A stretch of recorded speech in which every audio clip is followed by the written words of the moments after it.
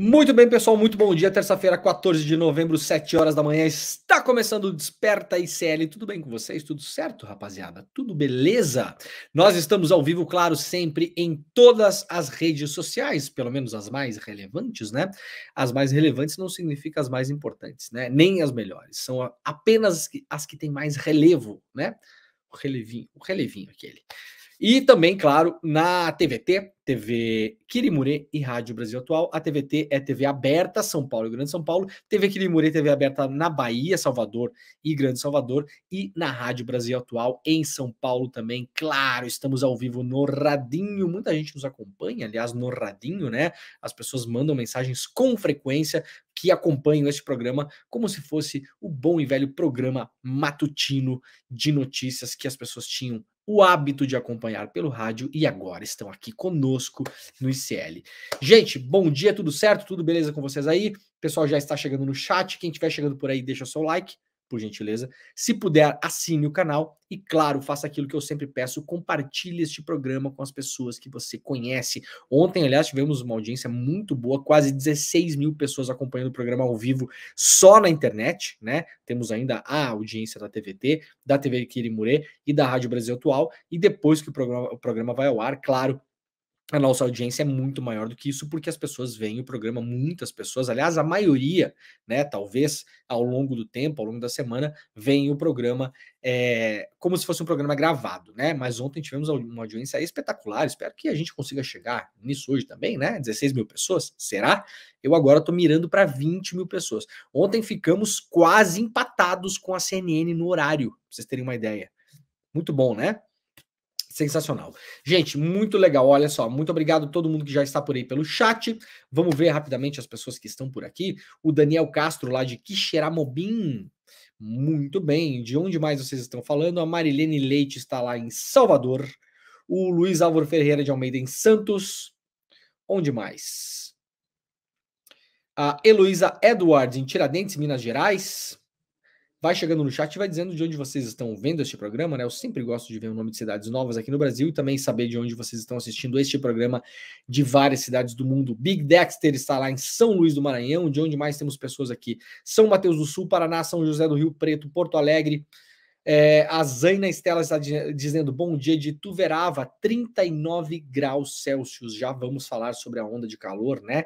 Irrefreável que está atingindo o Brasil esta semana. Aliás, o ano todo, né? Foi um ano muito, muito, muito quente no Brasil, na América Latina em geral.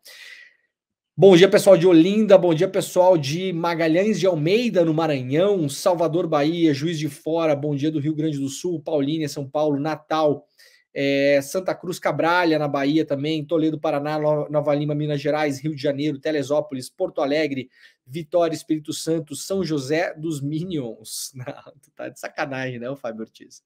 Não existe uma cidade chamada São José dos Minions, tu não me sacaneia. Pelo amor de Deus, será? Será que isso é sério? Não, isso não pode ser sério, né? Fábio Ortiz. Fábio Ortiz, não é hora de trollagem, Fábio Ortiz. Bom dia, pessoal de São Miguel, São Paulo, Colombo, no Paraná, onde mais? Saudações de São Gabriel da Palha, no Espírito Santo, diz aqui o Antônio Geraldo Ribeiro, Ubatuba, São Paulo, São Sebastião, Brasília. O Rafael Vieira está dizendo, bom dia, seus pífios, Rafael Vieira. Este bom dia você tem que dar lá para os nossos amigos do Galãs Feios, né, o Rafael Vieira. Um grande abraço para o Marco Bezzi, para o Helder Maldonado. Aliás, faz tempo que a gente não fala, né, que eu não vou no programa. Esta semana irei me... Fala, pessoal, voltamos. Tivemos um pico de luz aqui em Brasília. Será que é o calorão? Não sei. 7 da manhã. Será que os ares condicionados já estão bombando? Mas estamos de volta, estamos de volta. Vamos ver se a coisa vai agora, hein? Alguém aqui falou que o Arthur Lira sabotou a live. Não foi isso não, gente, tá? Tivemos um pico de luz aqui. Eu tô viajando, né? Estou no hotel em Brasília e aparentemente agora as coisas voltaram. Veremos se as coisas permanecem estáveis por aqui, né?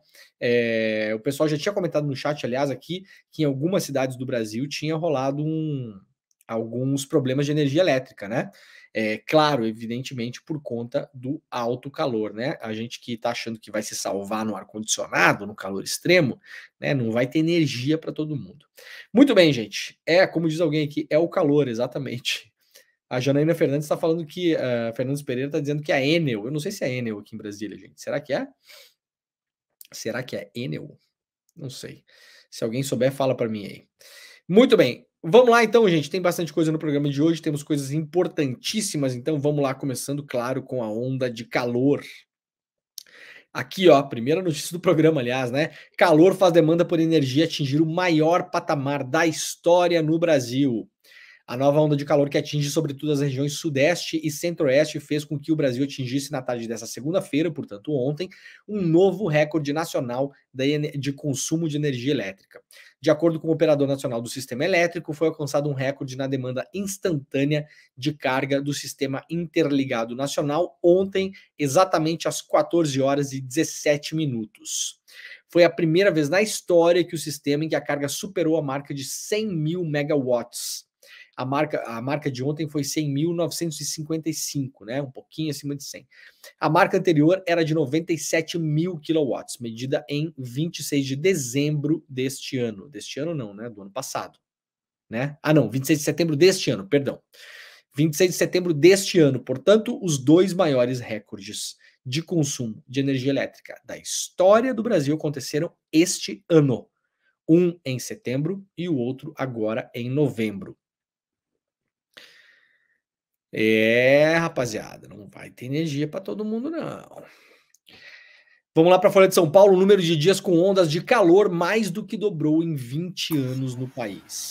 Leandro, só compartilha a tela, por favor. Ah, não tá rolando? Então, peraí. Não tá rolando. Que reiniciar tudo aqui, peraí. Vamos compartilhando a tela.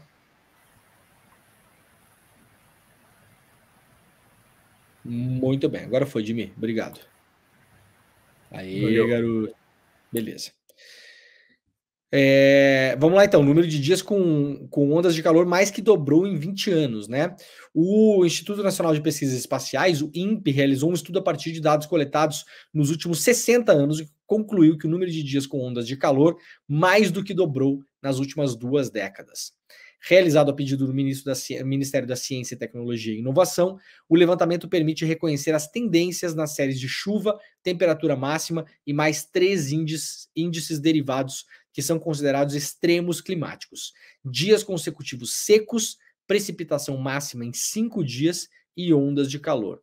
Foram considerados dados de 1.252 estações meteorológicas convencionais, sendo 642 estações manuais e 610 automáticas para construir esse índice, né? E aí temos aqui o índice no período estudado. Entre 1961 e 1990, o número de dias com ondas de calor era de 7 e ampliou para 52 dias no período de 2011 a 2020. Portanto, o INPE fatiou aqui o estudo, né? Então, vamos lá. Dos anos 60 até 1990, o número de dias com ondas de calor durante o ano era de mais ou menos 7 dias por ano com ondas de calor. Hoje, né, no estudo que considerou de 2011 a 2020, portanto, agora, tempo presente praticamente, né? Esse número de dias de ondas de calor por ano é de 52 dias. Quase 2 meses. Então, o que até os anos 90 era um evento anômalo, podemos chamar assim, né? 7 dias por ano, agora nós temos entrando na normalidade, quase 2 meses por ano. É realmente impressionante, né? Vamos lá, então, a boa notícia que todo mundo esperava, né, gente? Finalmente, os repatriados de Gaza chegaram ao Brasil ontem e foram recepcionados pelo Lula e por vários ministros, várias autoridades que lá estavam no aeroporto de Brasília, na base aérea, na verdade, né? O presidente Luiz Inácio Lula da Silva recepcionou os 32 brasileiros repatriados da faixa de Gaza que chegaram no fim da noite de ontem, segunda-feira, a base aérea de Brasília, finalmente, né? Que notícia incrível. Eu tava esperando, assim, todo mundo do ICL estava esperando para dar essa notícia há muito tempo, né? Foi o fim de semana de angústias das 17 crianças, 9 mulheres e 6 homens que viveram de perto o horror da guerra no Oriente Médio e que pediam para serem resgatados. Hoje é um dia de alegria para o Brasil. A chegada desse 10º avião é o coroamento de um trabalho muito sério que a gente deve a muita gente, disse o presidente Lula, em referência a diplomatas, ministros, Força Aérea e toda uma articulação para garantir o cuidado com os brasileiros. Diante dos repatriados, o presidente prometeu manter a operação enquanto ela for necessária. O governo federal vai fazer o que for possível para trazer os familiares palestinos dos brasileiros que quiserem sair de Gaza, lembrando que tem mais gente lá, né? Não eram apenas essas pessoas foram as pessoas que mandaram os nomes, né, que aplicaram para poder sair de Gaza, mas há mais brasileiros ontem, até o Hassan, que é um dos brasileiros que chegou ontem, na entrevista que ele deu ontem para a Heloísa Vilela, aliás, a entrevista está no YouTube, para quem quiser assistir, entrevista exclusiva que a Heloísa Vilela fez, a gente mostrou ontem aqui no Desperta parte 1, e no ICL Notícias primeira edição, mostramos a parte 2. Mas a entrevista na íntegra está no nosso canal do YouTube. Para quem quiser assistir, a Heloísa conseguiu entrevistá-lo, né, remotamente. Ele estava no Cairo, e aí o Hassan falou que já se sabe, né, pelas contas que foram feitas lá, que há no mínimo mais 50 ou até mais brasileiros em Gaza. Eventualmente, essas pessoas não pediram para sair. Por quê? Eu falei, inclusive, ontem no ICL Notícias primeira edição, né? É muito estranho para a gente olhar de fora e pensar, poxa, mas a pessoa não quer sair de lá. Aliás, 2 pessoas desistiram da lista de saída ontem, né? Ontem, na verdade, de Gaza, né? Nossa, por que a pessoa desiste? Por que a pessoa quer ficar lá? Porque muita gente quer ficar com as famílias, gente. Essa é a triste realidade. Eu li no final de semana, aliás, eu não lembro onde que foi, uma matéria sobre pessoas que decidem ficar, e as pessoas falam, eu quero morrer com a minha família. Eu não quero ir embora sozinho. Porque não dá para sair todo mundo. Israel não está permitindo a saída de todo mundo. A saída é, de fato, a conta-gotas. Então tem gente que eventualmente estava na lista para sair, essas 2 pessoas que desistiram, a gente não tem informações sobre elas, né? Foram alegados motivos pessoais, mas não sabemos quem são as pessoas. A pessoa pode falar, não, eu ia sair, pode ser, por exemplo, uma pessoa idosa que não tem medicamento em Gaza, né? E a família convenceu a sair. E aí chega na hora H, a pessoa não quer sair. A pessoa quer ficar com a família, a pessoa não quer sair da sua terra, cruzar uma fronteira que talvez ela imagine que ela nunca mais poderá cruzar de volta. Vocês entendem o grande drama dessas pessoas? Talvez as pessoas que chegaram ao Brasil ontem, que foram resgatadas, talvez elas nunca mais consigam voltar em Gaza. A gente não sabe o que vai acontecer no futuro. A gente não sabe qual o destino de Gaza nas mãos de Israel.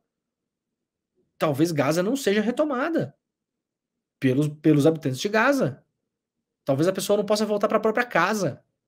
Então é muito dura a decisão de sair também, né?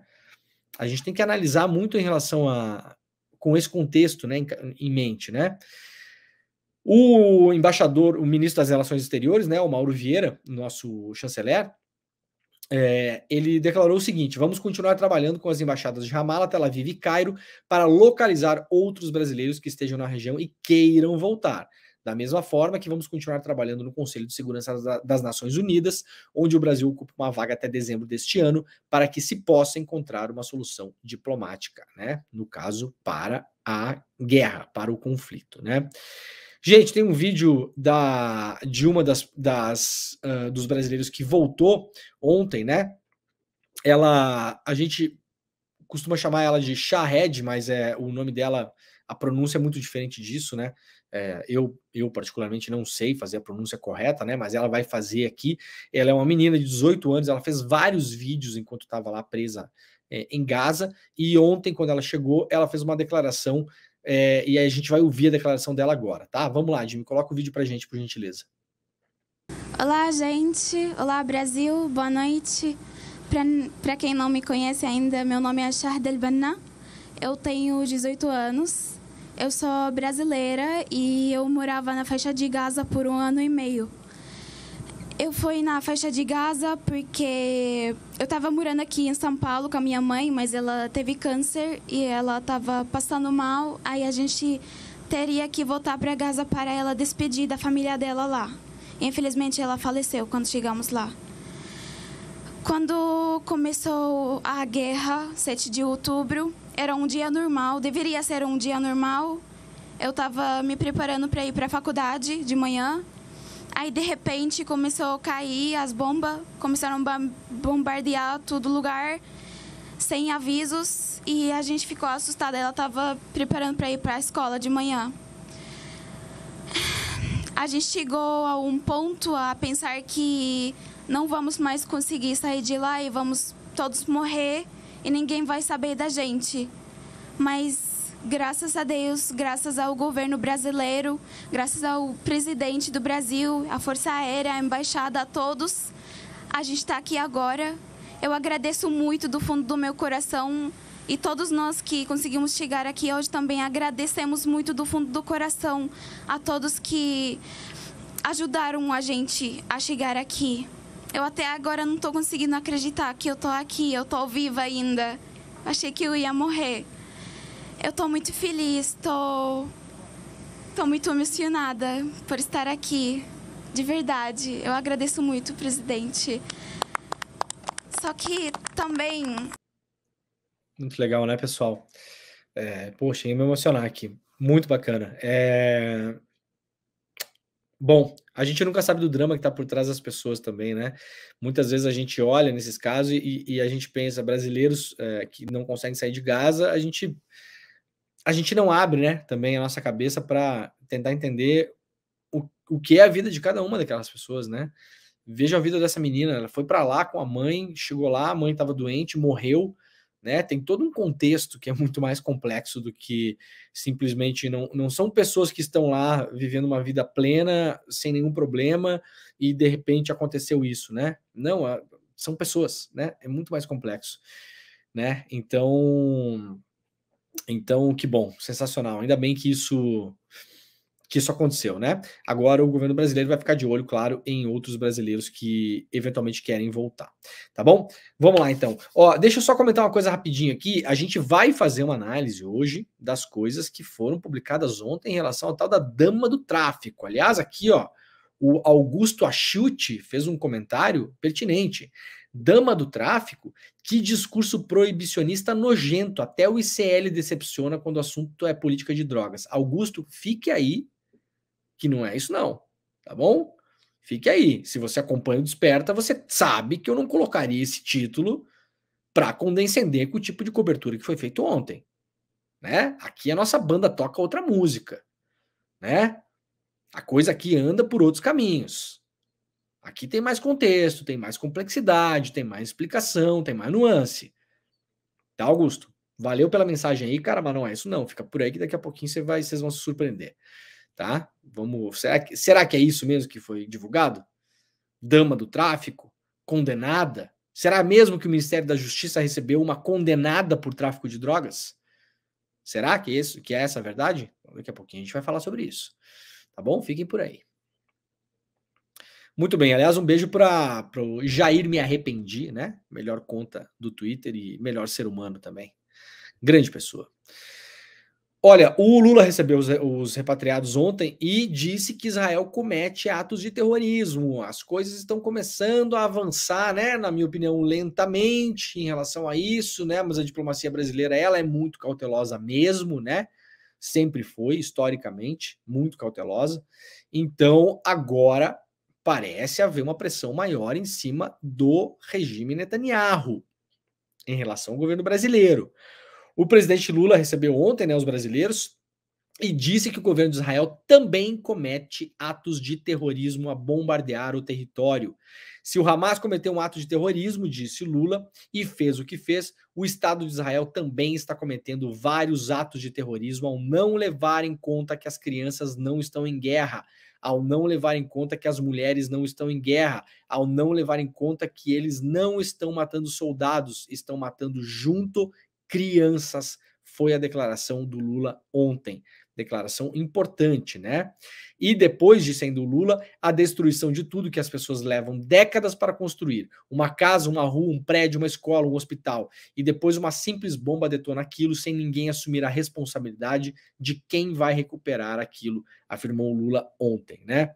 Então, Importantíssima a declaração do Lula, lembrando que outros países já chamaram seus embaixadores de Israel de volta para casa, num sinal diplomático claro, né, de um possível rompimento de relações. A Bolívia, aliás, rompeu relações, o Chile, a Colômbia, a África do Sul e outros países chamaram seus embaixadores de volta, claro, porque Israel está desrespeitando todos os acordos das convenções de Genebra. Para quem não sabe, até em guerra há regras, né? Não pode tudo numa guerra.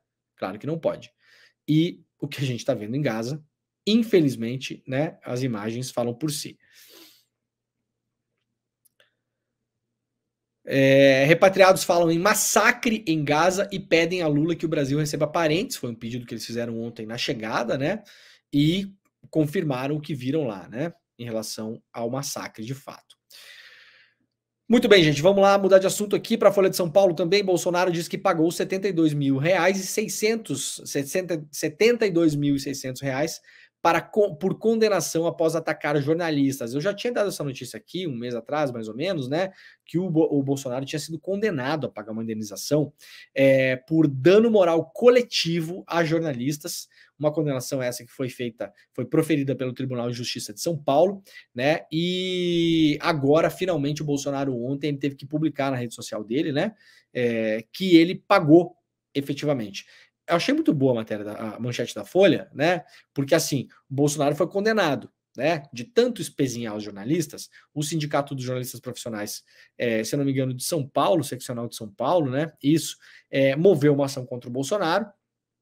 Ele perdeu essa ação, foi condenado. Eu dei essa notícia aqui uns 2 meses atrás, eu acho, se eu não me engano. E aí teve que pagar. Mas eu achei muito boa a manchete da Folha. Bolsonaro diz que pagou.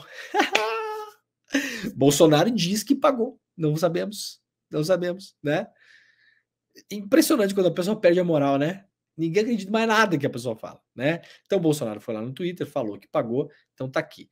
Aparentemente, Bolsonaro pagou a multa para o Sindicato dos Jornalistas Profissionais por danos morais coletivos. É uma merreca, né? É uma pichincha, mas pelo menos aí tem uma condenação moral em cima disso, né? Bom, gente, vamos lá. Ó, essa história da mulher do Comando Vermelho, olha, deixa eu separar as coisas aqui, porque aqui deu uma bagunçadinha, porque caiu a luz aqui em Brasília. Então vamos lá, vamos por partes. Gente, primeira coisa importante, essa reportagem do Estadão, ela é assinada por bons repórteres, tá? O André Schauders e o Tássio Lohan são bons repórteres. Então, primeira coisa, vocês não vão jogar ódio aí em cima dos moleques, tá? Porque são bons mesmo. A gente já cansou de ler matéria deles aqui, são talentosos, já publicaram reportagens super importantes, né? Inclusive o André Schauders, se eu não me engano, né? Porque é tanta notícia que passa por aqui, ele é um dos repórteres das joias do Bolsonaro, pra vocês terem uma ideia, tá? Que são matérias que têm uma consistência absurda, né? Matérias importantíssimas. Essa matéria aqui, e aí eu vou reportar também, há uma estrutura no jornal. Tá bom? O repórter, ele não, para quem não sabe, né? Vamos lá, ninguém é obrigado a saber. O repórter não vai lá, escreve um negócio e publica sozinho, tá? Tem uma estrutura no jornal. Um jornal tem editores. Eu não sei se o Estadão tem, mas um bom jornal tem checadores, né? O que um checador vai fazer? Um checador vai fazer o que eu me dei o trabalho de fazer ontem, aliás, com a ajuda dos colegas do ICL. Ficamos debatendo esse assunto ontem no grupo do ICL, né? E aí, não, isso, aquilo, aquele outro, pá. E eu fui juntando informação.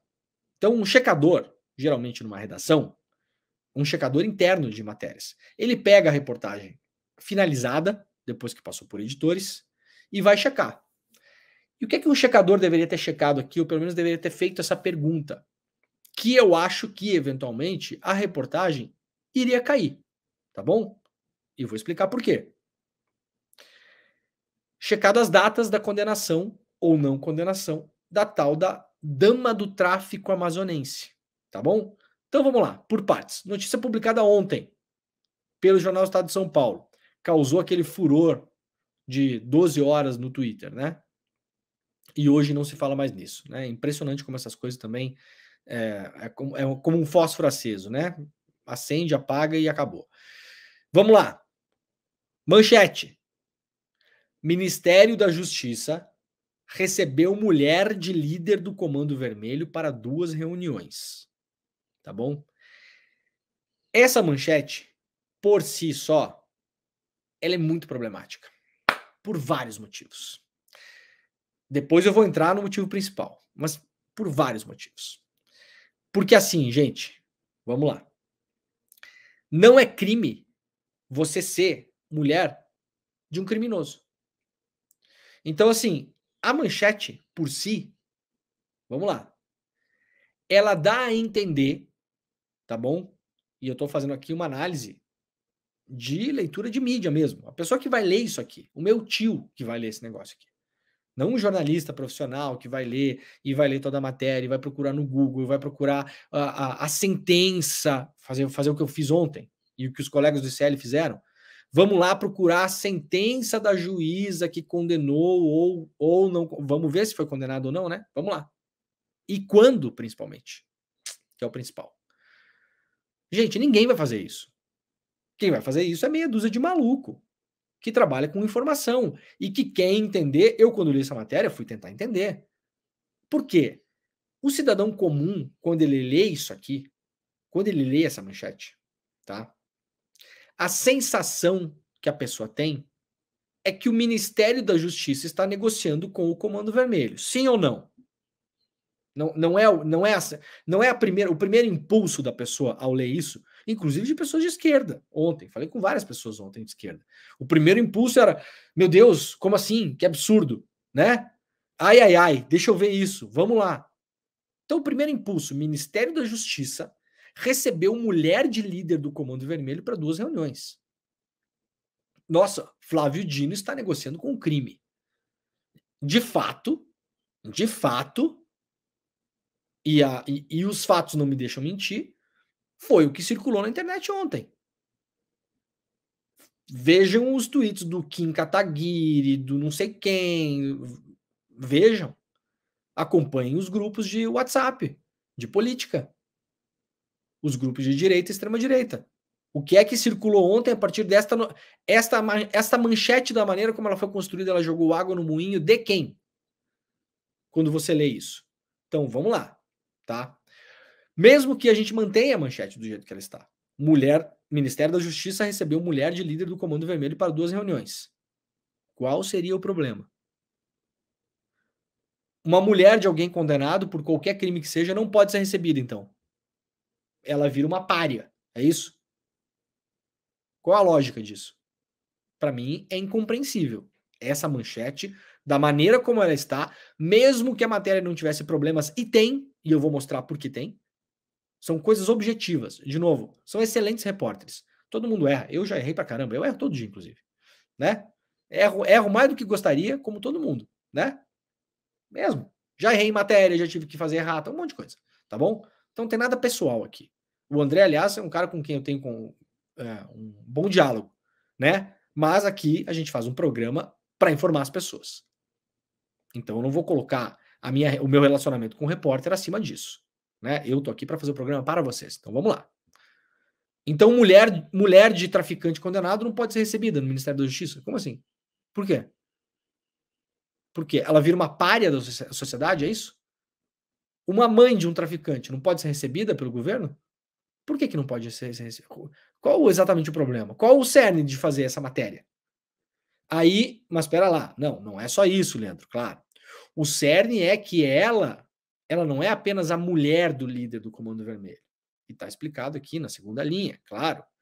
Ministério da Justiça confirma ter recebido Luciane Barbosa, mas disse que não sabia quem ela era. Dama do tráfico amazonense, entre aspas, porque isso é um apelido que foi dado a ela, e eu posso apostar que foi dado por um Datena do Amazonas.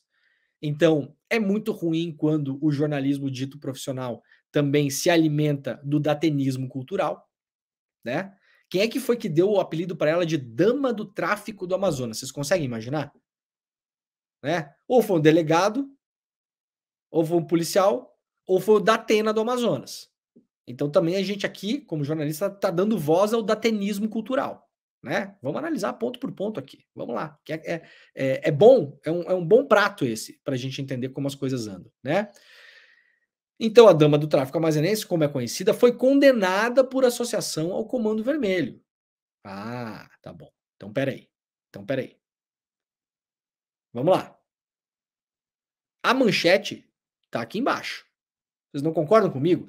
Se o jornal tem certeza, vamos lá. Não é crime você ser mulher de um condenado, correto? A pessoa pode ser condenada, o marido pode ser condenado por 1000 crimes. Tráfico de drogas, pode ter atropelado uma pessoa dirigindo embriagado, pode ter assassinado alguém, pode ter cometido uma fraude. Aí a mulher dessa pessoa, ela não pode ser recebida no ministério? Ela não pode ser recebida no CNJ, como foi? Essa mulher também foi recebida no CNJ, Conselho Nacional de Justiça, cujo presidente é o ministro Barroso. Eu não vi o jornal Estado de São Paulo cobrar do Barroso ontem. Diligência. Ela foi recebida na Câmara também.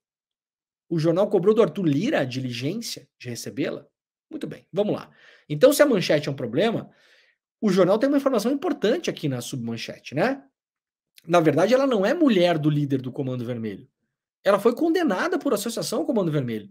Então, vamos lá. Por que a manchete não foi? Ministério da Justiça recebeu condenada por associação ao Comando Vermelho. Vocês não acham que seria, inclusive, muito mais forte? Porque a mulher de alguém criminoso é uma coisa. Agora, ela própria condenada, é outra, muito diferente. Então eu me perguntei, por que o jornal não bancou essa manchete? Eu achei estranho. Eu, como jornalista, a informação principal está embaixo. A informação principal não é que ela seja mulher de alguém condenado pelo Comando Vermelho, por participar do Comando Vermelho. A informação principal é que ela é parte do Comando Vermelho, ou associada ao Comando Vermelho. Então, a manchete mais forte seria: Ministério da Justiça recebeu condenada por associação ao Comando Vermelho. E aí eu me perguntei, por que o jornal não bancou essa matéria? Aí eu fui publicar esse título, né? Aí eu fui procurar na matéria. Onde está a data? Importante, vamos lá. O que é que um checador de fatos numa redação faria? Leria essa matéria e perguntaria para o editor: senhor editor, em que data ela foi condenada? Como assim, senhor checador? Sim, senhor editor. Em que data a Luciane Barbosa, em que dia, mês e ano a Luciane Barbosa foi condenada? Por associação ao Comando Vermelho. Ah, mas isso é relevante? Claro, isso é muito relevante. Por que isso é relevante? E eu vou explicar por que isso é relevante. Vamos lá.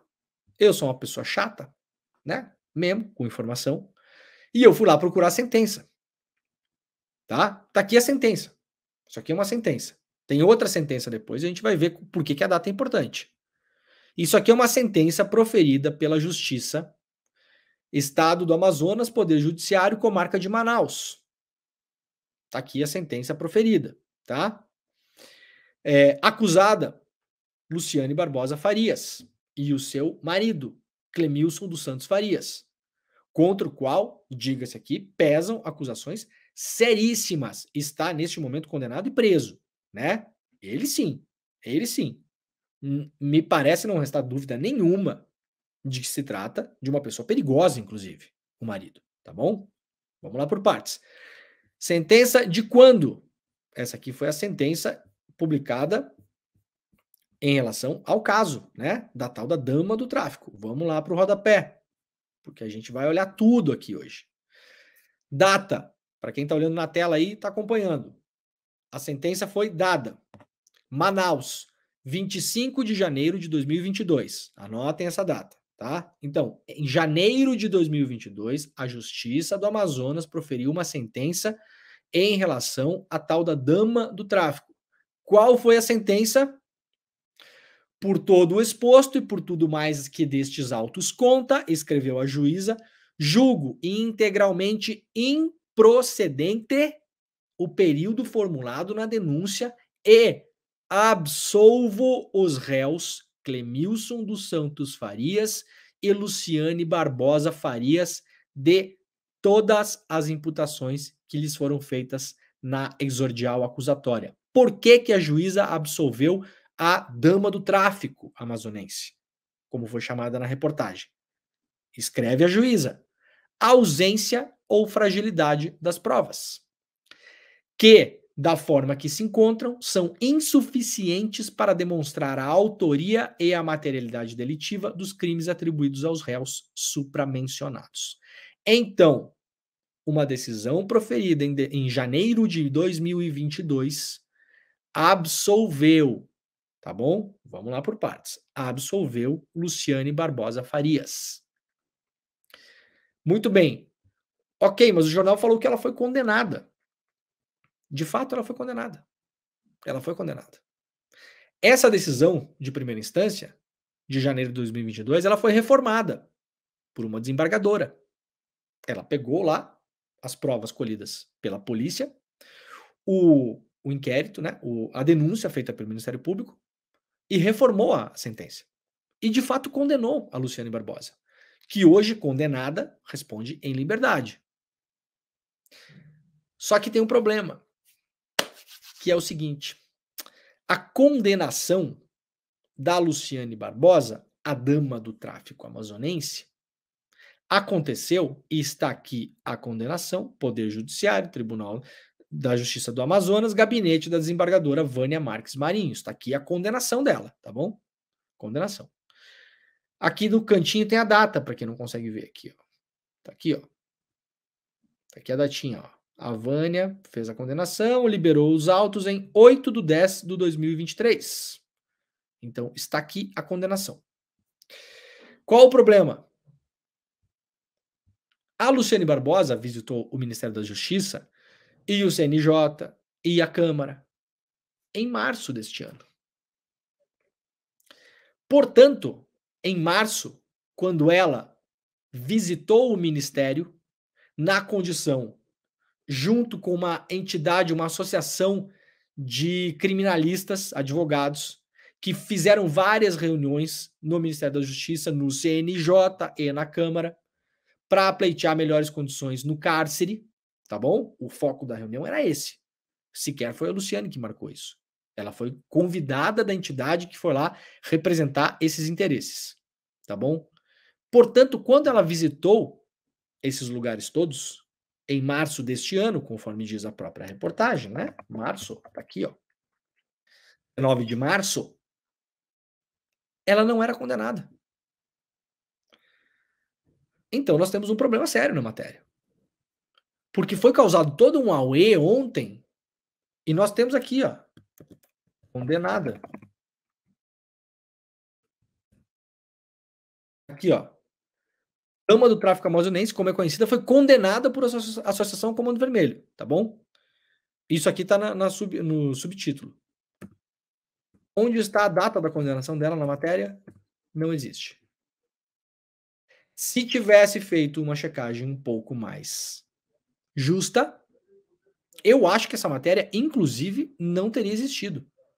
Porque em março, quando ela visitou o Ministério da Justiça, ela não era condenada por tráfico. Era uma pessoa, inclusive, absolvida pela Justiça. Absolvida. Como todos nós, até prova em contrário, para todos, uma pessoa inocente. Em março, quando fez as visitas. E aí a gente não pode brincar de dilatar o tempo, né, gente? Não dá, né?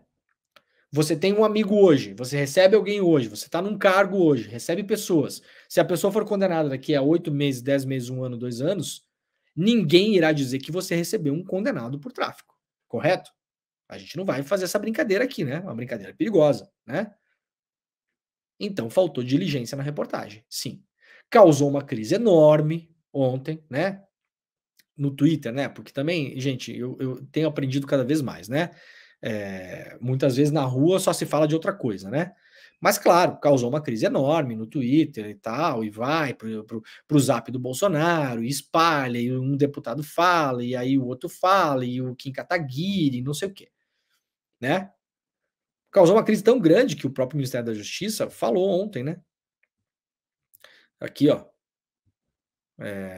Após receber mulher de suposto líder do CV, olha, a Folha já foi para o outro lado, né? Suposto líder do Comando Vermelho, Ministério da Justiça amplia rigor de acesso. Tem que ter mais rigor, sim, sem dúvida. Sem dúvida. Os participantes todos têm que mandar, porque geralmente quando é feita uma agenda, né? A agenda é é feita por uma entidade, por uma liderança, e às vezes essa entidade, essa liderança podem levar convidados. E não necessariamente há uma checagem minuciosa sobre todo mundo que vai visitar todos os ministérios, todos os gabinetes da Câmara. São 500 gabinetes, gente. São mais 80 e pico no Senado. Não há esse controle, não tem essa ilusão, tá bom? Não tem. Não há esse controle dessa maneira como é feito, em relação a comitivas, tá bom? Que bom que vão melhorar o controle, que bom no geral, na verdade, né? Deveria haver esse controle de fato.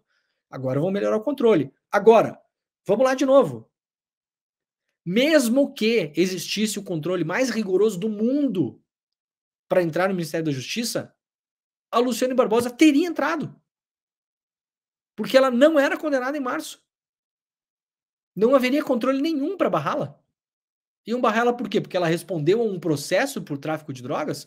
E veja bem, eu não estou dizendo aqui se ela é traficante ou ela não é. Para a justiça em março, ela não era. Portanto, para mim também não, né? Quem sou eu para dizer se uma pessoa cometeu um crime, se ela foi julgada pela justiça e foi absolvida? Para a justiça, neste momento, ela sim foi condenada à associação ao tráfico. Foi condenada um mês atrás. Um mês e uma semana atrás. 5 semanas atrás. A reunião foi em março. Então, neste momento, sim, ela foi condenada por associação ao tráfico. Numa sentença reformada pela desembargadora. Recorre. E recorre em liberdade. Por quê? Porque, no mínimo, a desembargadora entendeu que o caso dela, no mínimo, é um caso duvidoso. E que ela não é uma pessoa que oferece perigo e nem risco de fuga. Vocês entenderam? Então, assim, criou-se uma imensa fumaça em relação a isso ontem. Claro, discutimos ontem, evidentemente, inclusive no ICL Notícias primeira edição, tem um dano político. Claro que tem um dano político. É evidente que se um jornal que tem a reputação que tem o jornal Estado de São Paulo, em que pese ter uma reputação também, né? Muitas vezes que não vou comentar, né? É uma escolha muito difícil falar da reputação do Estado, do jornal Estado de São Paulo no geral, né? Se é que vocês me entendem. Mas que quando publica matérias importantes, a gente vai lá e sabe que que tem um critério, que tem um processo editorial. É claro que causa um dano político. Evidentemente, você vai lá e noticia, você solta uma bomba dessas, né? Ministério da Justiça recebeu mulher do líder do Comando Vermelho. Meu Deus, o Flávio Dino está negociando com o Comando Vermelho. É a primeira coisa que passa pela cabeça das pessoas. Gente, não vamos ser ingênuos aqui, tá bom?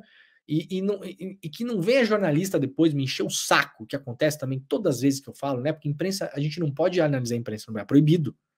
Não pode. Ninguém pode fazer análise de mídia no Brasil, é proibido. Em vários lugares do mundo é super bem aceito, tem programas inteiros de análise de mídia. No Brasil não pode. No Brasil parece que tá falando mal do colega. Eu não tô nem aí para isso, na moral, tá bom? Tá bom? Não estamos aqui para fazer amigos, estamos aqui para fazer um programa para as pessoas que nos assistem, tá? Então, não venha me encher o saco depois em rede social, eu também não leio mais comentário, né? Não, mas a manchete é uma manchete neutra, não é neutra, nenhuma manchete é neutra, isso aqui não, toda manchete ela comunica algo, essa manchete comunica que, no limite, Flávio Dino está negociando com o Comando Vermelho. Essa foi a tradução que milhões de pessoas fizeram automaticamente ao ler essa manchete. Tá? Então, vou abrir um parênteses importante. Se o Estado de São Paulo tem alguma outra condenação da Luciane Barbosa que seja anterior a março deste ano, deveria ter publicado. Eu não encontrei. E não imagino que exista. Porque tem um processo apenas contra ela, que é esse processo, um processo enorme, repetindo, do qual ela foi inocentada, tá aqui, ó, inocentada por ausência ou fragilidade de provas em janeiro de 2022, portanto, quando ela visita o Ministério da Justiça e a Câmara e o CNJ, ela era uma pessoa livre e inocente. Ela foi condenada apenas no mês passado. E a gente não pode fazer essa brincadeira perigosa de retroagir no tempo, né? Então, a resposta óbvia, por que é que o Estadão não bancou a manchete? Ministério da Justiça recebeu condenada por associação ao Comando Vermelho. Porque quando a recebeu, condenada ela não era. Portanto, essa manchete, ela seria falsa, né? E aí, editorialmente, resolveu-se com uma manchete que não é falsa. Que não é falsa. Mas é igualmente problemática. Qual o problema de receber uma mulher do Comando Vermelho? Querem ver como não é problema? Olha aqui, ó, matéria da Folha de São Paulo. Olha aqui, ó. Marcinho VP. Marcinho. Olha aqui, ó. A matéria da Folha de São Paulo que dá repercussão ao caso. Porque ontem toda a imprensa deu repercussão ao caso. Olha aqui, ó. A Janira Rocha, que foi a pessoa que marcou as reuniões, falou que isso foi usado, essa informação foi usada de modo político. E foi. Evidentemente que foi. Né? Para sustentar a perspectiva dela, Janira Rocha, a Janira Rocha destacou que, atenção nisso aqui, durante o governo Bolsonaro, tanto ela, Janira Rocha, como mães de detentos, incluindo Josefa Amaro da Silva Oliveira, mãe do traficante Marcinho VP, foram pessoalmente recebidas pelo presidente Bolsonaro para discutir a situação da Covid no sistema prisional. De novo, a mãe do Marcinho VP foi recebida pelo Bolsonaro em pessoa durante a Covid. Para debater o quê? A situação no cárcere. A mãe do Marcinho VP não pode ser recebida pelo presidente da República? Claro que pode. Fez algum mal o Bolsonaro em receber a mãe do Marcinho VP? Obviamente não. Talvez tenha sido a melhor coisa que o Bolsonaro fez na presidência. Receber a mãe de um preso. Porque mãe de preso e mulher de preso vira o quê? Vira pária? Vira lixo na sociedade? Vocês sabem quem são as pessoas que se importam com as condições do cárcere no Brasil? Onde temos uma das maiores populações penais do mundo, aliás. Sabem quem são? Mães e esposas de presos. Vocês já viram uma fila de presídio? Quem nunca viu? Aliás, eu sugiro às pessoas que puderem, né, visitarem um presídio, fazer alguma obra social num presídio, quando puder. Muda muito a nossa cabeça, viu, gente? Muda muito a nossa cabeça. Em relação à vida daquelas pessoas, em relação à nossa vida, inclusive. Tá? Vocês já viram a fila de presídio? De visita? Alguém já viu? Passa na frente de um presídio um dia e repara a demografia da fila. Para vocês verem se não é 90% de mulher que está indo lá visitar. Quando uma pessoa vai presa e é abandonada por quase todo mundo, só quem fica do lado da pessoa e segue visitando e levando comida, e levando roupa e conversando e tentando melhorar as condições da pessoa é a mãe e a mulher. E aí a gente vai dizer o quê? Que essas pessoas elas não podem ser recebidas pelo presidente da República? Ué, é claro que podem. Então não é um problema o Ministério da Justiça receber a mulher de um líder do Comando Vermelho. Isso não é um problema. Essa manchete é problemática. Mas o que o Estadão queria publicar de fato é que o Ministério recebeu uma condenada por tráfico. O problema é que em março ela não era. E, de novo, eu vou deixar aberto aqui, se o Estadão publicar uma condenação que ela teve antes de março, repetindo, não está na matéria. Isso não... Na matéria do Estadão sequer está a data em que ela foi condenada. E eu não vou aqui fazer ilação e dizer que foi de propósito, tá bom? Tá bom? Vamos ficar na barbeiragem. Vamos ficar na falta de cuidado. Agora, se o Estadão tiver uma outra condenação dela, anterior a março, né, por associação ao Comando Vermelho, associação ao tráfico de drogas, então seria importante ter publicado na matéria. Se tivesse, a manchete seria outra. Seria Ministério da Justiça recebe condenada por associação ao Comando Vermelho. Vocês não acham? Por que abriria-se mão da manchete mais forte para colocar recebe mulher do líder do Comando Vermelho? Problemático demais, gente. Problemático. Ontem as pessoas estavam se debatendo na rede social. É dano político? Claro que é dano político. É lógico, mas a gente não tem que ficar só no dano político, né? A gente não tem que ficar só na análise do dano político. A gente tem que fazer a análise que a gente fez agora. Porque senão parece que assim, recebeu, que horror que recebeu, realmente é um dano político. E aí não vamos debater, né? Um debate muito bom ontem com os colegas do ICL, né? Debate sempre é bom, né? A gente sempre aprende, né? Mas eu coloquei o meu ponto ali, minha posição. Ora, não importa se a condenação, não importa a ficha criminal dela, ou não importa quando ela foi... Claro que importa. É evidente que importa quando ela foi condenada. Disso faz parte também a gente dar contexto para as pessoas. Muita gente que nos acompanha ficou perdida ontem, né? Falando, meu Deus, e agora? O que eu falo? O que eu falo? Poxa, o Dino recebeu o comando vermelho. Aí vem o meu cunhado me encher o saco. O que eu vou falar? Bom, agora as pessoas sabem o que falar. É um pouco essa a nossa função aqui também, né? Bom, tá aqui a notícia, né? O Ministério da Justiça muda a regra de acesso de pessoas à sede após visita de mulher de chefe da facção. Repetindo, mesmo que tivesse a regra para visitar o presidente da República dos Estados Unidos. Olha, se o Ministério da Justiça tivesse as regras que uma pessoa tem para chegar perto do Vladimir Putin, a Luciane Barbosa não seria barrada. Porque em março ela não era condenada. Ponto final. Em março ela era como eu, você, como todo mundo que não tem nenhuma condenação criminal. Pessoas inocentes, até prova em contrário. Ser mulher de preso não é crime no Brasil, tá bom? É estigmatizado, como vimos na manchete. Chama a atenção de todo mundo. Uma mulher do cara do comando vermelho é estigmatizado. Claro, mas não é crime. E você não pode barrar pessoas de terem acesso ao poder público em Brasília ou em qualquer outro lugar para debaterem pautas justas, como são as condições no cárcere, por um estigma, por um preconceito. Tá bom? Então assim ficamos. Tá bem explicado? Acho que tá bem explicado, né? Olha, uma notícia de contexto para quem quiser ler, tá lá no iclnoticias.com.br. Governo Bolsonaro recebeu no Planalto e no Alvorada criminosos e suspeitos de crime. Tá aqui também, ó, né? Vários recebimentos, né? Encontro do vice Hamilton Mourão com o chefão do tráfico. Os pastores do Bolsonaro que operaram no MEC, né? Lembra do caso do MEC? Do ex-ministro Milton Ribeiro? Dos pastores que cobravam, inclusive, propina em ouro? Então, foram recebidos lá também, né? Que eram grandes lobistas, né? Intermediários de vacina superfaturada, né? O Bolsonaro se encontrou com o hacker, o Walter Delgatti, que este sim, né? Sabidamente, né? Ao contrário, não era mulher do não sei quem, né? Então, vamos lá, gente. Vamos lá.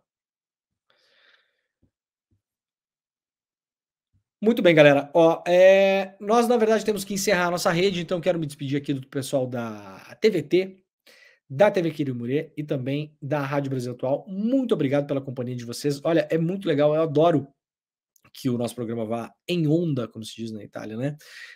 Pela TV aberta e também pela rádio, né? Uma dica aqui para você que muitas vezes não tem uma banda de internet para consumir, né? E se o vídeo do YouTube consome muita banda de internet, se você está em São Paulo ou na Grande São Paulo, você pode acessar na TV aberta, na sua casa, a TVT, tá bom? Se você quer ouvir no rádio, a Rádio Brasil Atual. Procurem as frequências, tudo no Google aí, tá, gente? TVT e Rádio Brasil Atual em São Paulo.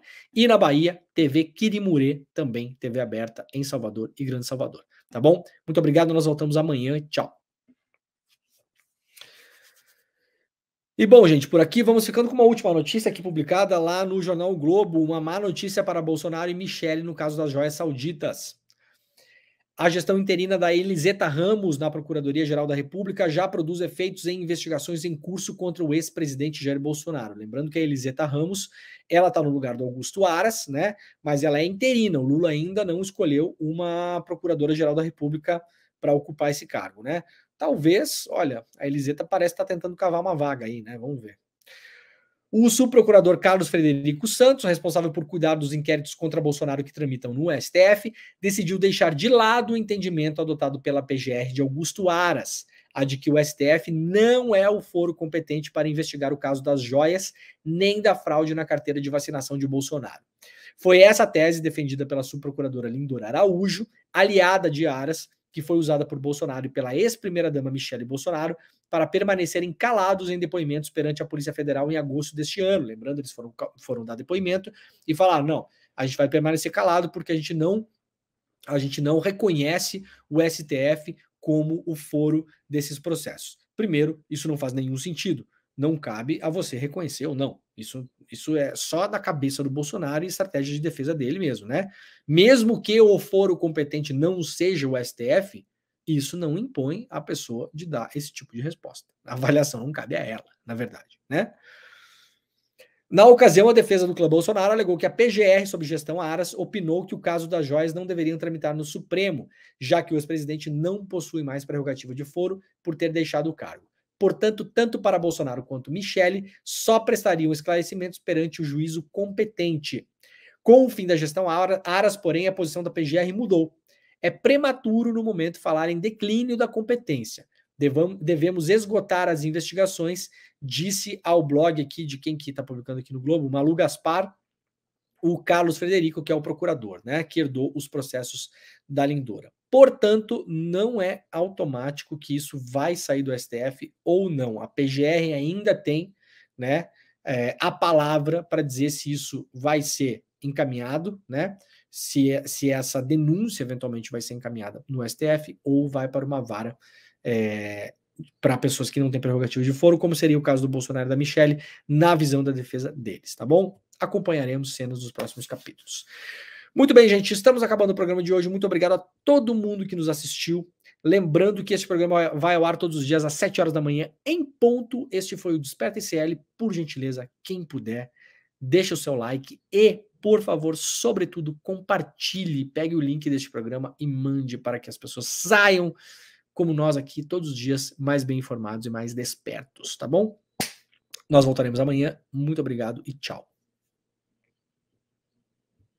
Fala, turma, que sucesso foi o lançamento do primeiro documentário original ICL, De Quanta Terra Precisa o Homem. O documentário que revela a verdade sobre o MST, o maior movimento social do mundo. Dezenas de milhares de pessoas assistiram ao encontro, ouviram um debate de altíssimo nível, com a presença do João Pedro Stedley, coordenador nacional do MST, e vários outros nomes incríveis, e saíram de lá, com certeza, com uma outra visão sobre o movimento, mas principalmente uma outra visão sobre o conflito no campo no Brasil. Se você perdeu esse debate, que inclusive trouxe vários trechos do filme de uma maneira inédita, a gente resolveu permitir que o replay fosse liberado por alguns dias para você poder assistir. Então clica agora no link que vai estar aqui e assiste a esse replay enquanto ele ainda está no ar, porque ele vai ficar no ar por bem pouco tempo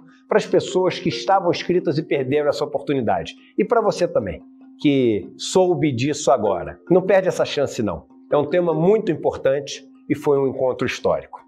Conto com a presença de vocês. Um abraço.